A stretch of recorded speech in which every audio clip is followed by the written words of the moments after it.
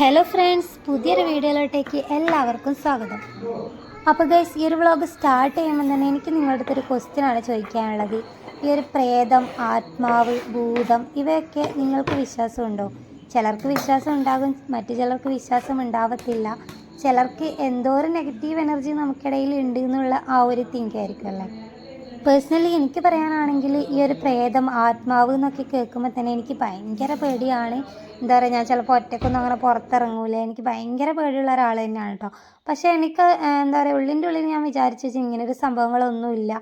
പക്ഷെ നമുക്കിതൊക്കെ ഓർക്കുമ്പോൾ ഉണ്ടാകുന്ന ആ ഒരു പേടിയുണ്ടല്ലോ, അത് മാത്രമാണ് എന്നാണ് ഞാൻ കരുതിയിരിക്കുന്നത്. പക്ഷേ എനിക്കുണ്ടായ ഒരു എക്സ്പീരിയൻസ് എനിക്ക് തീർച്ചയായും നിങ്ങളുടെ അടുത്ത് ഷെയർ ചെയ്യണം തോന്നി. അത് കേട്ടിട്ട് നിങ്ങൾക്ക് എന്താണ് പറയാനുള്ളതെന്ന് തീർച്ചയായും കമൻറ്റ് ചെയ്യാം കേട്ടോ. അപ്പോൾ അത് കഴിഞ്ഞതിന് ശേഷം ഞാനും വിശ്വസിക്കുന്നുണ്ട് കേട്ടോ, ഈ ആത്മാവ് ഇങ്ങനെയുള്ള സംഭവങ്ങളൊക്കെ എന്തോ ഒരു ശക്തിയായിട്ട് നമുക്കിടയിൽ തന്നെ ഉണ്ട് എന്നുള്ളത് എനിക്ക് ഫീൽ ചെയ്യുന്നതാണ് കേട്ടോ. അപ്പോൾ ആ ഒരു എക്സ്പീരിയൻസ് ഞാൻ എന്തായാലും ഇവിടെ ഷെയർ ചെയ്യുന്നുണ്ട്. നിങ്ങൾക്കൊക്കെ ഇതുപോലുള്ള എക്സ്പീരിയൻസ് ഉണ്ട് എന്നുണ്ടെങ്കിൽ തീർച്ചയായും നിങ്ങൾ കമൻറ്റ് ചെയ്യണം കേട്ടോ. അപ്പോൾ ആ ഒരു എക്സ്പീരിയൻസ് ഈ ഒരു വ്ളോഗിൽ തന്നെ ഞാൻ ഷെയർ ചെയ്യുന്നുണ്ട്. അതിന് മുന്നേ ഇന്നത്തെ വ്ളോഗ് എന്താണെന്നുള്ളത് പറയാം. അതായത് നമ്മളിപ്പോൾ എവിടെയെങ്കിലും ഇറങ്ങാൻ നിൽക്കുന്ന ഒരു ദിവസം നമ്മളെ വീട്ടിലെ പണികളൊക്കെ തീർത്ത് ഇറങ്ങുക എന്നുള്ളതൊരു ടാസ്ക്കാണല്ലേ. അങ്ങനെയുള്ള അവസരങ്ങളിൽ എൻ്റെ വീട്ടിലെ പണികളൊക്കെ വളരെ പെട്ടെന്ന് തീർത്ത് വളരെ കൂളായിട്ട് ഇറങ്ങിച്ചെല്ലാൻ ഞാൻ ചെയ്യുന്നത് എന്താണെന്നുള്ളത് ഈ ഒരു വ്ളോഗിലൂടെ കാണിക്കുന്നുണ്ട്. അപ്പോൾ ഗൈസ്, ഒട്ടും പേടിയില്ലാത്ത ഞാൻ ഇരുട്ടത്ത് കപ്പക്ക വരയ്ക്കാൻ വേണ്ടി പോയേക്കാണ് കേട്ടോ. അതായത് എനിക്ക് 18-ാം തീയതി ഡ്രൈവിംഗ് ടെസ്റ്റാണ്. അപ്പോൾ ഇപ്പോൾ നിങ്ങൾ കണ്ടുകൊണ്ടിരിക്കുന്ന ഈ വീഡിയോ എടുക്കുന്നതെന്ന് വെച്ച് കഴിഞ്ഞാൽ 17-ാം തീയതി രാത്രിയിലത്തെ കാഴ്ചയാണ് കേട്ടോ. അപ്പോൾ നാളെ എനിക്ക് രാവിലെ എണീക്കേണ്ടത് കൊണ്ട് തന്നെ ഈ പരിപാടികൾ, എന്താ പറയുക, മുറിക്കൽ പരിപാടികളൊക്കെ ഈ 17-ാം തീയതി തലേന്ന് ചെയ്ത് വെച്ച് കഴിഞ്ഞാൽ നമുക്ക് രാവിലെ വളരെ പെട്ടെന്ന് ഇതൊക്കെ എടുത്ത് കറി വെക്കുമല്ലേ വേണ്ടു. അപ്പോൾ അതിന് വേണ്ടിയാണ് ഞാനിതുപോലെ എല്ലാ പച്ചക്കറി, വെജിറ്റബിൾസും ഒക്കെ കട്ട് ചെയ്ത് നീറ്റാക്കി വെക്കുന്നുണ്ട് കേട്ടോ. അപ്പോൾ അമ്മ കൂടെ ഇല്ലാത്ത അവസരങ്ങളിൽ ഇതുപോലെ എനിക്ക് എവിടെയെങ്കിലും പിറ്റേന്ന് പോകാനുണ്ട് എന്നുണ്ടെങ്കിൽ, അല്ലെങ്കിൽ എന്തെങ്കിലും ഒരു തിരക്ക് പിടിച്ച ദിവസമാണെന്നുണ്ടെങ്കിൽ ഞാൻ ഇതുപോലെ ചെയ്ത് വെക്കാറുണ്ട്. വെജിറ്റബിൾസൊക്കെ തലേന്ന് കട്ട് ചെയ്ത് വെക്കും. അല്ലാത്തൊരു നോർമൽ ഡേ ആണെങ്കിൽ കുഴപ്പമില്ല, നമ്മൾ രാവിലെ എണീച്ച് ചെയ്യാവുന്നതേ ഉള്ളൂ. ഇതിപ്പം എനിക്ക് ഡ്രൈവിംഗ് ടെസ്റ്റ് ആണെന്ന് പറഞ്ഞല്ലോ. അപ്പോൾ രാവിലെ ടെസ്റ്റ് നടക്കുന്നത്, അത് രാവിലെ എന്താ പറയുക തുടങ്ങുമല്ലോ. നമ്മളവിടെ ഗ്രൗണ്ടിലൊക്കെ എത്തുന്നത് അത്രയും നേരത്തെ എത്തണം. 7 മണിക്ക് തന്നെ റെഡിയായി നിൽക്കാൻ വേണ്ടി പറഞ്ഞിട്ടുണ്ടായിരുന്നു കേട്ടോ.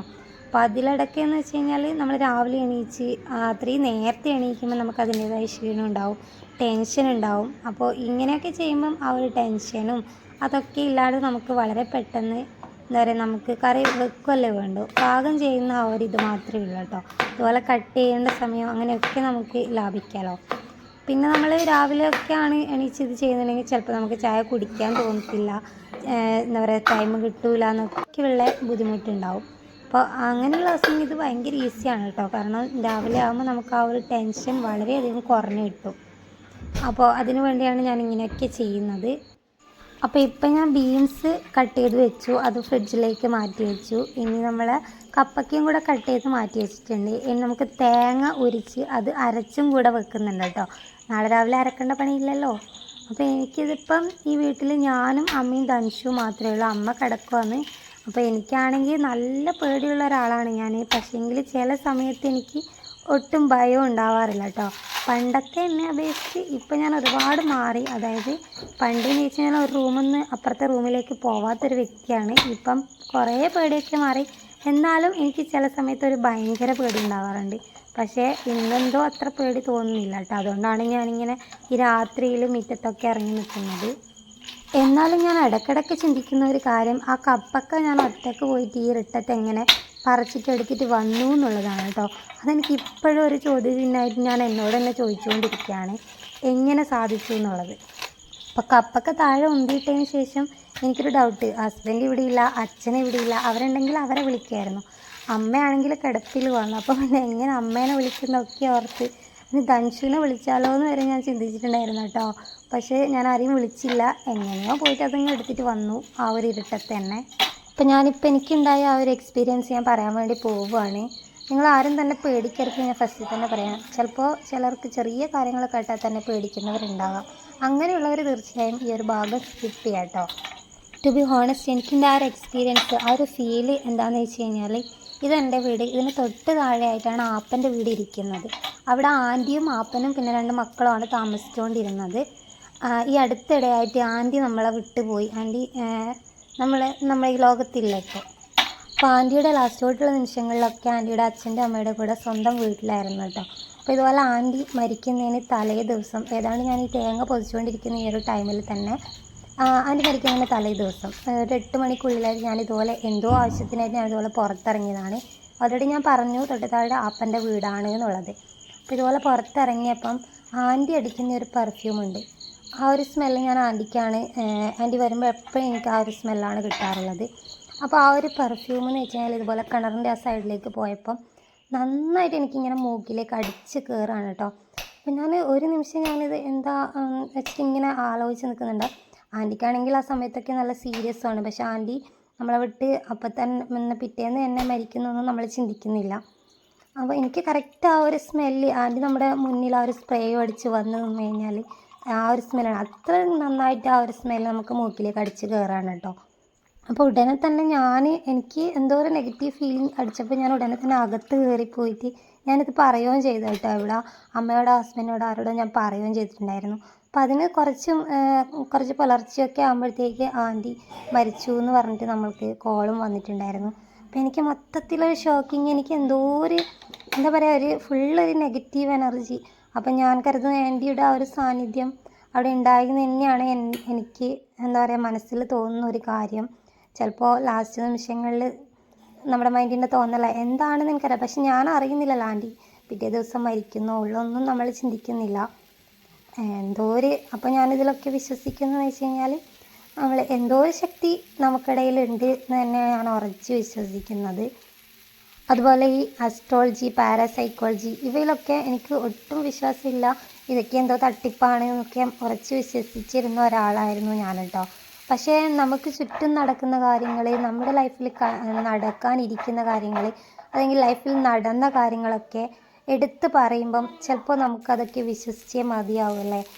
അങ്ങനെയുള്ള 1, 2, 3, 4 എക്സ്പീരിയൻസ് എനിക്ക് ഉണ്ടായിട്ടുണ്ട്. അതായത് നമ്മുടെ ജീവിതത്തിൽ നടക്കാനിരിക്കുന്നതും എന്താ പറയുക നടന്ന കാര്യങ്ങളൊക്കെ എടുത്ത് പറയുമ്പം അത് അതേപടി പറയുമ്പം നമ്മൾ വിശ്വസിച്ചല്ലേ മതിയാവൂ. അപ്പം അതിലൊക്കെ എന്തോ കാര്യമുണ്ട് എന്ന് തന്നെ ഞാൻ ഉറച്ച് വിശ്വസിക്കുന്നു. വളരെ പ്രശസ്തനായിട്ടുള്ള Jacob Alexander sir, he's a brilliant investigation officer in crime branch. അദ്ദേഹമൊക്കെ പറയുന്ന ആത്മാ റിലേറ്റഡ് ആയിട്ടുള്ള ഒരുപാട് ഇൻ്റർവ്യൂസ് നമ്മൾ കണ്ടിട്ടുണ്ടല്ലേ. അപ്പോൾ അതൊക്കെ എന്തോ ഒരു കാര്യമില്ലാണ്ട് ഒരാൾ അങ്ങനെ സംസാരിക്കത്തില്ലല്ലോ. അതും ഇത്രയും ജെന്യൂൻ ആയിട്ടുള്ള ഒരു പേഴ്സണൊക്കെ പറയുമ്പം തീർച്ചയായും നമ്മൾ അതിലൊക്കെ എന്തോ കാര്യമുണ്ട്, അതൊക്കെ വിശ്വസിച്ചേ മതിയാവും എന്നുള്ള രീതിയിലാണ് എനിക്കങ്ങനെയാണ് തോന്നുന്നത്. അദ്ദേഹം പറയുന്നതിലൊക്കെ ഒരുപാട് കാര്യങ്ങളുണ്ട്. അദ്ദേഹത്തിൻ്റെ എക്സ്പീരിയൻസ് ആണ് നമുക്ക് മുന്നിൽ ഷെയർ ചെയ്യുന്നത്. അപ്പോൾ അങ്ങനെയുള്ള കാര്യങ്ങളൊക്കെ തീർച്ചയായും ഒരു എനർജി എന്തോ നമുക്കിടയിലുണ്ട് എന്നുള്ളത് ഉറപ്പാണ് കേട്ടോ. ഒരു സാധാരണ മനുഷ്യന് കണ്ടെത്താൻ കഴിയാത്ത ഇൻവിസിബിൾ ആയിട്ടുള്ള കുറച്ച് കാര്യങ്ങൾ നമുക്ക് ചുറ്റിലും ഉണ്ട് എന്നുള്ളത് തന്നെയാണ് ഞാൻ ഉറച്ച് വിശ്വസിക്കുന്നത്. അപ്പോൾ അതൊക്കെ ഇവിടെ വെക്കാം. നമ്മുടെ വ്ളോഗ് ഇപ്പം ഒരുപാട് ദൂരം ഓടിയിട്ടുണ്ട്. കാരണം ഞാൻ എൻ്റെ കഥ പറച്ചിൽ നിർത്തിയാലല്ലേ വ്ളോഗിലുള്ള കാര്യങ്ങൾ എനിക്ക് പറയാൻ വേണ്ടി പറ്റുമല്ലേ. അപ്പോൾ നമുക്ക് വീണ്ടും തിരിച്ച് വ്ളോഗിൽ തന്നെ വരാം. അപ്പോൾ ധൻഷു ബേബിക്ക് ഇന്ന് ഹസ്ബൻഡാണ് ചോറ് കൊടുക്കുന്നത്. ഞാൻ ആ കാര്യങ്ങളൊക്കെ ചെയ്യുന്നതിൽ ബിസിയാണ്. അപ്പോൾ ധൻഷു ബേബിക്ക് ഹസ്ബൻഡ് ചോറ് കൊടുക്കുന്നുണ്ട് കേട്ടോ. അവന് ഫോൺ വേണമെന്ന് പറഞ്ഞിട്ടുള്ള വാശിയാണ്, ഭയങ്കര വാശിയാണ് കേട്ടോ. അപ്പോൾ അവന് ഫുഡൊക്കെ കൊടുത്തതിന് ശേഷം ഒരുപാട് പാത്രങ്ങൾ ഇതുപോലെ കഴുകിയെടുക്കാനുണ്ട്. ഞാനതൊക്കെ ഒന്ന് കഴുകിയെടുത്ത് നീറ്റാക്കുകയാണ് കേട്ടോ. എൻ്റെ കുളിയൊക്കെ ഈവനിങ്ങിൽ തന്നെ കഴിഞ്ഞിട്ടുണ്ടായിരുന്നു, അതുകൊണ്ട് ആ ഒരു പണിയില്ല കേട്ടോ. അപ്പോൾ ഇനി ഞാൻ ചോറിന് അരി ഇടാൻ വേണ്ടി പോവുകയാണ്. അപ്പോൾ ചാക്കുന്ന അരി എടുക്കാൻ വേണ്ടിയിട്ടാണ് പോകുന്നത്. ഇനി ഇത് തിളച്ചുടനെ റൈസ് കുക്കറിലേക്ക് മാറ്റി വെക്കും കേട്ടോ. അപ്പോൾ അരി എടുക്കുന്ന സമയത്ത് കുറേ അരികൾ ഇതുപോലെ താഴെ പോയിട്ടുണ്ടായിരുന്നു. അപ്പോൾ എനിക്ക് ഈ അരി വേറെ ചോറ് ചാടുക എന്നൊക്കെ ഉള്ളത് എന്തോ ഒരു വല്ലാത്തൊരു വിഷമം ഉണ്ടാക്കുന്ന കാര്യമാണ് കേട്ടോ. അത് വേറെ ഒന്നല്ല, നമ്മുടെ ഗാന്ധിജി പണ്ട് ചോറ് കഴിച്ചിരുന്നതൊക്കെ നമുക്ക് പറഞ്ഞു കേട്ടിട്ടുള്ള അറിവുണ്ടല്ലോ, നമ്മൾ പഠിച്ചിട്ടുണ്ടല്ലോ. അതായത് ഗാന്ധിജി പണ്ട് നിലത്ത് വീണ ചോറ് സൂചി വെച്ചിട്ട് കുത്തിയെടുത്തിട്ട് വെള്ളത്തിൽ കുത്തിയിട്ട് കഴിക്കുന്നതൊക്കെ നമ്മൾ പഠിച്ചു വന്നവരാണ്. അതുകൊണ്ട് എനിക്ക് ഈ ചോർക്ക് ഇതുപോലെ കളയുന്നതൊക്കെ കാണുമ്പം എന്തോ ഒരു വിഷമമായി എന്ന് കരുതി ഞാൻ ചോറ് തീരെ ചാടാത്ത ഒരാളല്ല. നമുക്ക് വേണ്ടെങ്കിൽ ഓഫ് കോഴ്സ് നമ്മളത് കളയും. പക്ഷേ എവിടെയൊക്കെ എനിക്ക് ഭയങ്കര വിഷമമാണ് കേട്ടോ. അപ്പോൾ എനിക്ക് പറ്റാവുന്ന അവസരങ്ങളിലൊക്കെ ഞാനത് മാക്സിമം സേവ് ചെയ്യാറുണ്ട്. അപ്പോൾ ഹസ്ബൻഡ് പുതിയ ഹെൽമെറ്റ് ഇറക്കിയതിൻ്റെ ആ ഒരു ഇതാണ് ഇപ്പോൾ കണ്ടുകൊണ്ടിരിക്കുന്നത്. ഐ തിങ്ക് ഇത് ഫ്ലിപ്കാർട്ടിൽ നിന്നോ ആമസോൺ അതിലേതോ ഒരു ആപ്പിൽ നിന്ന് മേടിച്ചതാണ്. നല്ല ക്വാളിറ്റിയാണ് കേട്ടോ. അപ്പോൾ അതിനുള്ള ഫീച്ചേഴ്സൊക്കെ കാണിക്കുകയാണ് പുള്ളി ചെയ്യുന്നത്. സംഭവം കിടുവായിട്ടുണ്ട്. അപ്പോൾ ഇതാ ചോറ് നേരത്തെ അരിയിട്ട ചോറ് തിളച്ചിട്ടുണ്ട്. ഇനി ഈ തിളച്ചതിനെ നമ്മൾ റൈസ് കുക്കറിലേക്ക് മാറ്റി വെക്കും. അപ്പോൾ രാവിലെ ആകുമ്പോഴത്തേക്ക് അത് നല്ലപോലെ വെന്ത് കിട്ടുമല്ലോ.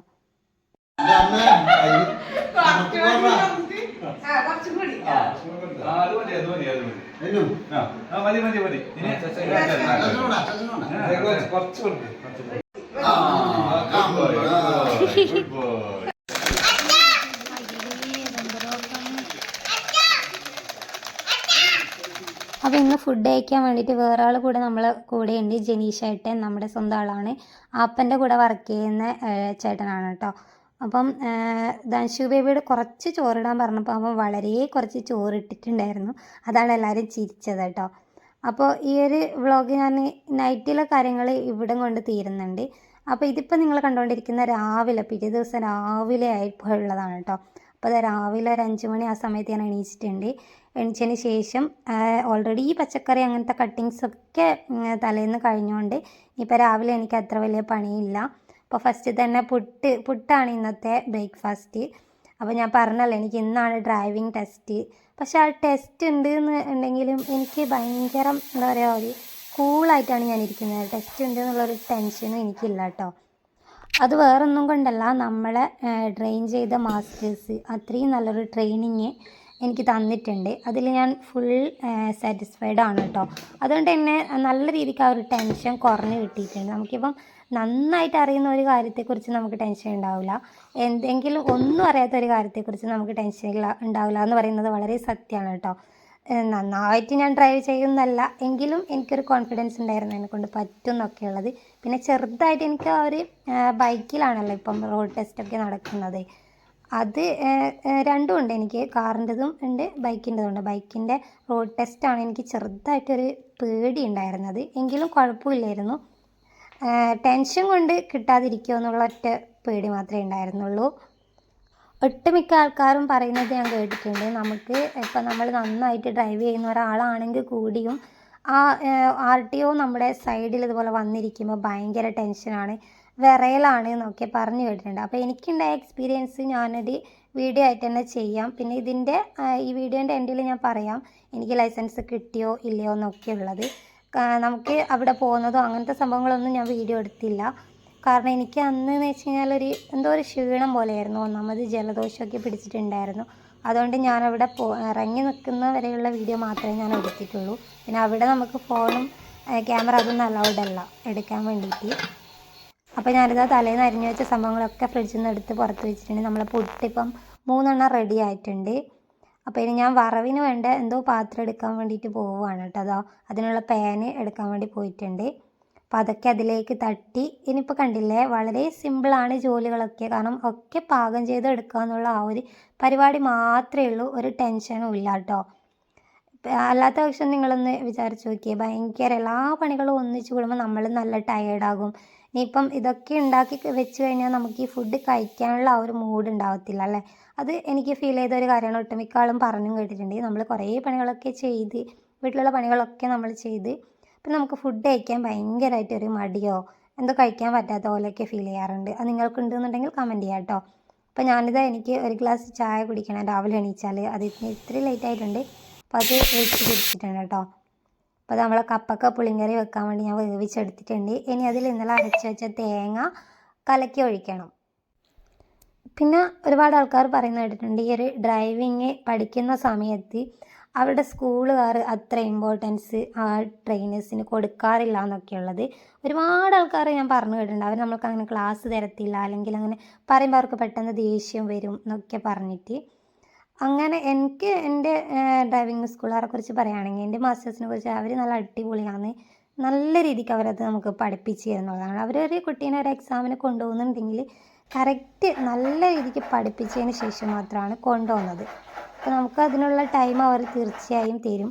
അതുകൊണ്ട് എൻ്റെ സ്കൂളിൻ്റെ ഡീറ്റെയിൽസൊക്കെ പറഞ്ഞ് ഞാനൊരു വീഡിയോ ഓൾറെഡി ചെയ്തിട്ടുണ്ട്. കാണണമെന്ന് ആഗ്രഹമുള്ളവർ തീർച്ചയായും കാണാം കേട്ടോ. നവനീതേട്ടൻ ആൻഡ് വിജിത്തേട്ടൻ നല്ല 2 പേഴ്സണാലിറ്റിയാണ്.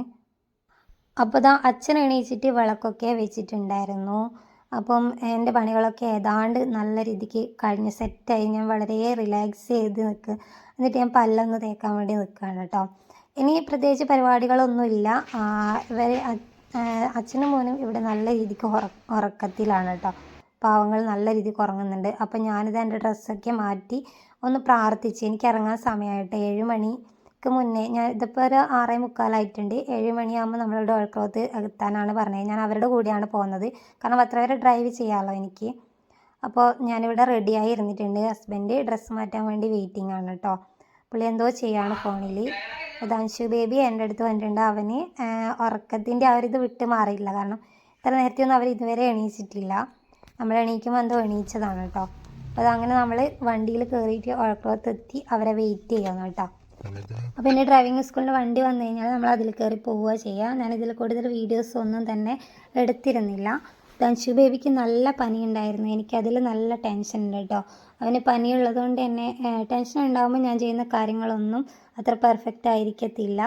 അതുകൊണ്ട് തന്നെ ആ ടെൻഷനിൽ എനിക്ക് ടെസ്റ്റ് ഫെയിലാവുമോ എന്നുള്ളൊരു പേടി ഉണ്ടായിരുന്നു. ആ ടെൻഷൻ ഉള്ളതുകൊണ്ട് മാത്രം കേട്ടോ. അപ്പം നമ്മൾ മറ്റ് വീഡിയോസൊന്നും എടുത്തില്ല, കാരണം അവിടെ ക്യാമറയും ഇതൊന്നും അലൗഡ് അല്ല.